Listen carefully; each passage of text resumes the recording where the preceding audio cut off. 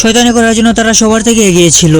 তাদের এক বন্ধু উপরে যাবে, তখন সে তার মেশিনটা বন্ধ করতে ভুলে যায়, যার জন্য সিঁড়িটা দুই ভাগ হয়ে যায়। উপরে তার বন্ধু এই ঘন্টার লকটা খুলে ফেলে আর ঘন্টাটা সোজা গিয়ে এই মহিলার উপরে পড়ে। এটা দেখে তার বন্ধুরা সিঁড়ি দিয়ে নামতে চায়, কিন্তু সিঁড়িটা তো দুই ভাগ করা ছিল, যার জন্য তারা দুইজন আবার বুড়ির উপরে পড়ে যায়। পরে আরেকজন নিচে নামার চেষ্টা করছিল, সেও যখন বুড়ির উপরে যাতে না পড়ে তারা দুইজন মিলে বুড়িকে সরাতে চায়, আর তখনই বুড়িকে নিয়ে লোহার পাইপের মধ্যে লাগিয়ে দেয়, কিন্তু তারপরেও সে বুড়ির উপরে পড়ে যায়।